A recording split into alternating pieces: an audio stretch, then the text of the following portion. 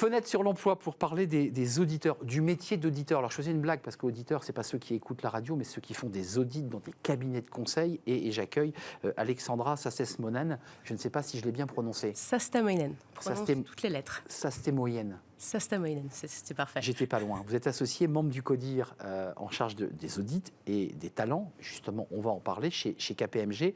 On l'évoquait dans une émission précédente. On ne le croit pas, mais le service, le conseil peine à recruter. Et pourtant, vous êtes une marque mondialement connue. Qu'est-ce qui se passe ? Alors, peut-être 2 mots d'abord sur le métier d'auditeur. En tant qu'auditeur, on a un rôle de tiers de confiance. On certifie les informations financières et aujourd'hui aussi extra-financières pour les groupes cotés, les groupes non cotés aussi. Alors, on peine à recruter. Pas vraiment en fait, parce qu'on a toujours plus de 50 000 CV qui nous arrivent tous les ans. Mais ça tourne beaucoup, ça bouge beaucoup. Ça bouge, effectivement, parce qu'on a aussi un rôle de tremplin, en fait, pour nos collaborateurs, que ce soit en interne ou alors aussi sur le marché du travail. On forme les cadres financiers, en fait, du monde financier. Vous les perdez, puis un jour, ils repartent dans les entreprises. Hein.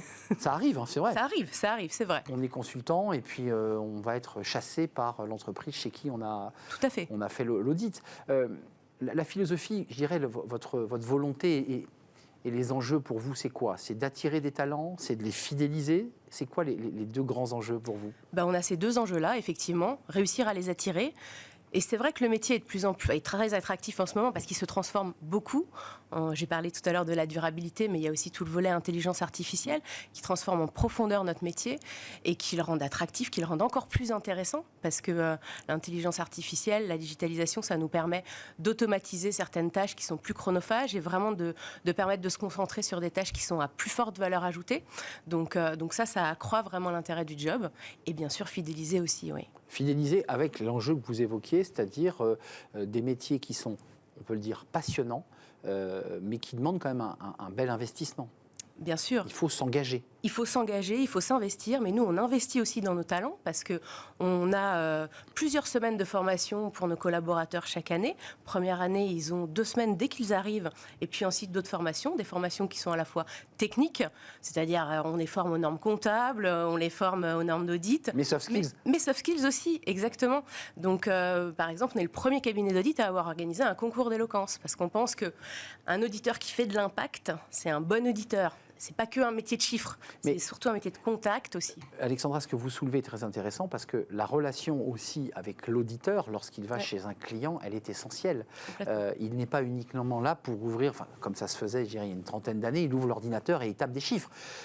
Il faut qu'il y ait une relation humaine qui s'installe. Et ça, c'est important. Et le consultant n'a pas forcément ça, automatiquement. Alors ça, c'est primordial. C'est vraiment un métier de contact. Ouais. C'est un métier où on a le contact client, on travaille en équipe.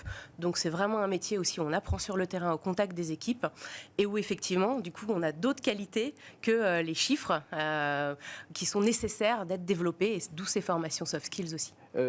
La suite pour vous, vous dites on ne peine pas à recruter, on a beaucoup de CV, ça veut dire que vous vous occupez des talents. Votre mission, entre autres, c'est aussi de les sélectionner. C'est quoi les critères qui font que vous recrutez un consultant plus qu'un autre ? Alors, aujourd'hui, on se diversifie dans le recrutement. On a toujours besoin de têtes bien faites, de profils agiles, qui vont pouvoir faire un cursus agile et s'adapter quand on aura des nouvelles réglementations, comme aujourd'hui la durabilité. Mais on a aussi besoin aujourd'hui de spécialistes. Donc, on recrute des spécialistes dans tout ce qui est digitalisation, informatique, IT, oui, exactement. Et puis aussi des experts sur tout ce volet extra-financier. On recrute aussi, depuis à peu près 5 ans, on a créé ce qu'on appelle chez nous une junior team, où on recrute des bac plus 2, 3, qu'on amène, exactement, on les fait grandir, on les amène jusqu'au bac plus 5, et ensuite ils réintègrent le parcours classique. Et donc ça fait vraiment partie, je pense, de l'ADN de KPMG, vous le savez, on est entreprise à mission depuis 2022, et donc on n'a pas attendu d'être entreprise à mission pour incarner ces valeurs, et ça en fait vraiment partie. Transformer et faire grandir. Merci d'être venu nous rendre visite, Alexandra Rantamoinen. Parfait. Je l'ai bien dit en articulant parfaitement. Vous êtes associé, membre du CODIR, en charge de l'audit évidemment, mais des talents, on vient de l'entendre, chez KPMG. C'est un vrai plaisir de vous accueillir. L'émission est terminée. Merci à vous, merci de l'avoir suivi. Merci de votre fidélité. Merci pour tous les messages sur les réseaux sociaux. Merci à l'équipe qui était en régie, Xavier à la réalisation, Thibaut au son. Et merci évidemment à Nicolas Juchat et à Anaël, l'équipe de programmation. Je vous dis à très bientôt. Bye bye.